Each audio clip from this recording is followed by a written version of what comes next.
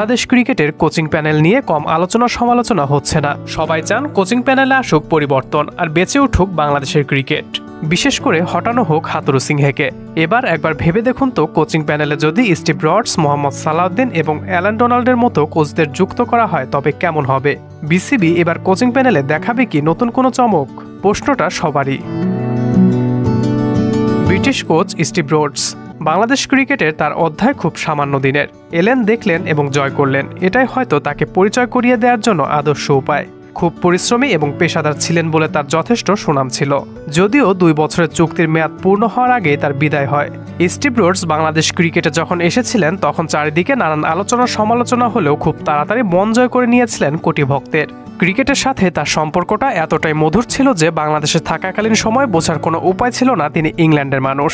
তিনি মূলত কোটি ভক্তের মন জয় করেছিলেন তার পরিশ্রম দিয়ে। তিনি জাতীয় দলের দায়িত্বের বাইরেও অনেক কাজ করেছেন, আর এর পুরোটাই নিজের আগ্রহে। তিনি নিয়ম মেনে ঘরোয়া ক্রিকেটের খেলা দেখেছেন। দেশের ভেতরে বয়সভিত্তিক দলের খেলা কিংবা এ দলের ম্যাচে ছিল তার সর্বউপস্থিতি।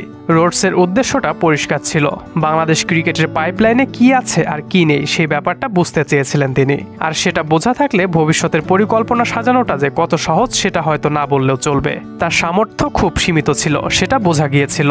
তবে সীমিত সামর্থ্য দিয়েও নিজেকে উজাড় করে দিয়েছিলেন তিনি। ওয়ানডে ক্রিকেটে বাংলাদেশের ইতিহাসের অন্যতম সেরা সাফল্য আসে তারই সময়। আয়ারল্যান্ডের মাটিতে ত্রিদেশীয় সিরিজে চ্যাম্পিয়ন হয় বাংলাদেশ। নিজেদের ইতিহাসে সেটা বাংলাদেশের প্রথম এবং একমাত্র ট্রফি। লম্বা অধিনায়কত্ব ক্যারিয়ারে প্রথমবারের মতো কোনো আন্তর্জাতিক ট্রফিতে হাত রাখেন মাশরাফি বিন মুর্তজা।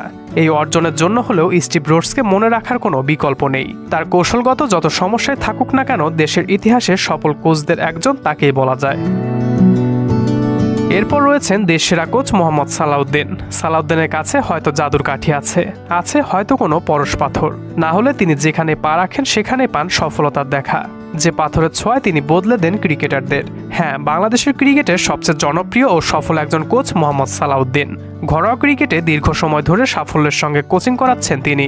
বাংলাদেশ প্রিমিয়ার লিগ বিপিএলে কুমিল্লা ভিক্টোরিয়ান্সের কোচ হিসেবেও দেখিয়েছেন মুন্সিয়ানা। পুরনো শিষ্যদের ভুল শুধরে দেন সবসময়ই।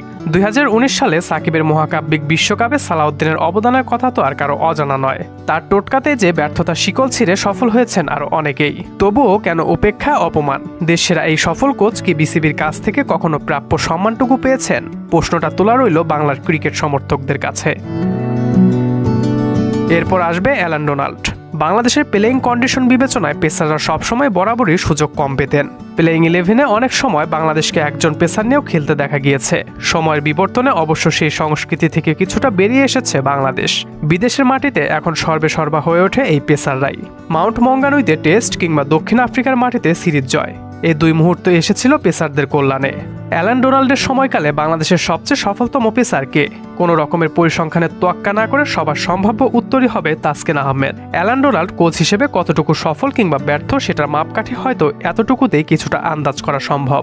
এখন জাতীয় দলের কোচিং প্যানেলে এদেরকে যুক্ত করলে কেমন হবে? জানিয়ে দিন আপনার মতামত।